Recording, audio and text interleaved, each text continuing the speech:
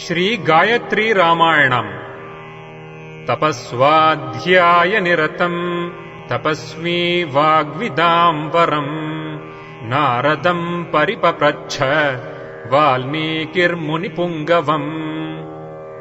सहत्वा राक्षसान् सर्वान् यज्ञघ्नान् रघुनन्दनः ऋषिभिः पूजितः सम्यक् यथेन्द्रो विजयी पुरा विश्वामित्रः स धर्मात्मा श्रुत्वा जनकभाषितम् वत्स रामधनुः पश्य इति राघवमब्रवीत् तुष्टावास्य तदा वंशम् प्रविश्य स विशाम्पतेः शयनीयम् नरेन्द्रस्य तदासाद्य व्यतिष्ठत वनवासम् हि सङ्ख्याय वासांस्याभरणानि च भर्तारमनुगच्छन्त्यै सीतायै श्वशुरो ददौ राजा सत्यम् च धर्मश्च राजा कुलवताम् कुलम् राजा माता पिता चैव राजा हितकरो नृणाम् निरीक्ष्य स मुहूर्तम् तु ददर्श भरतो गुरुम् उटजे राममासीनम् जटावल्कलधारिणम् यदि बुद्धिः कृता द्रष्टुम् अगस्त्यम् तम् महामुनिम् अद्यैव गमने बुद्धिम् रोचयस्व महायशः भरतस्यार्यपुत्रस्य श्वश्रूणाम् मम च प्रभो मृगरूपमिदम् व्यक्तम्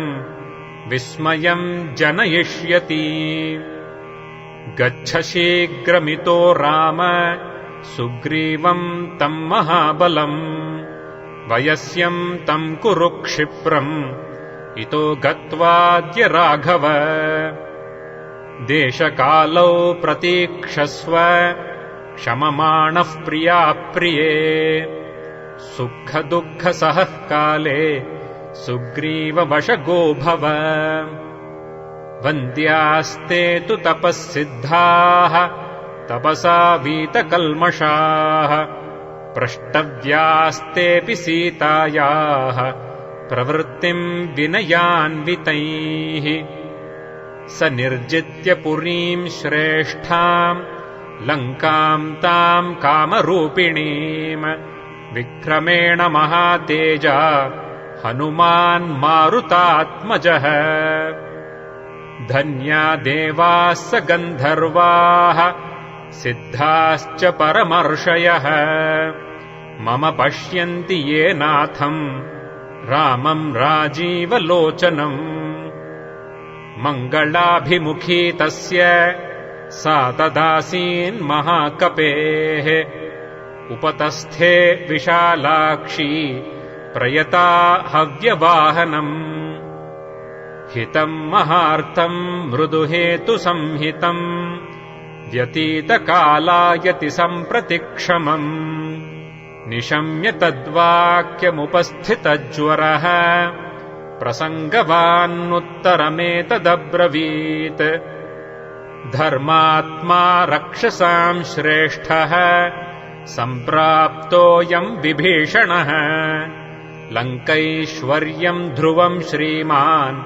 अयम् प्राप्नोत्यकण्टकम् यो वज्रपाताशनिसन्निपातात् न चुक्षुभेनापि चचाल राजा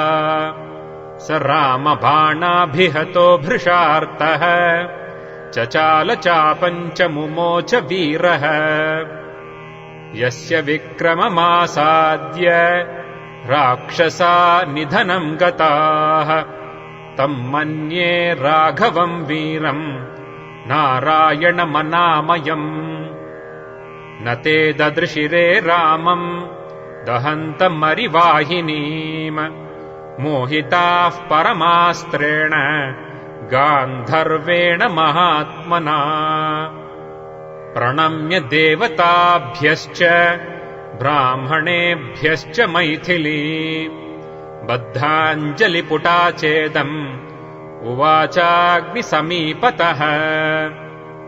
चलनात् पर्वतेन्द्रस्य गणादेवाश्च कम्पिताः चचाल पार्वती चापि तदाश्लिष्टा महेश्वरम् दाराः पुत्राः पुरम् राष्ट्रम् भोगाच्छादनभाजनम् सर्वमेवाविभक्तन्नो भविष्यति हरीश्वरः यामेव रात्रिम् शत्रुघ्नः पर्णशालाम् समाविशत तामेव रात्रिम् सीतापि प्रसूता दारकद्वयम् इदम् रामायणम् कृत्स्नम् गायत्री बीजसंयुतम् त्रिसन्ध्यम् यः पठेन्नित्यम् सर्वपापैः प्रमुच्यते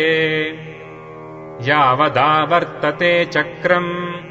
यावती च वसुन्धरा तावद्वर्षसहस्राणि स्वामित्वम् अवधारय।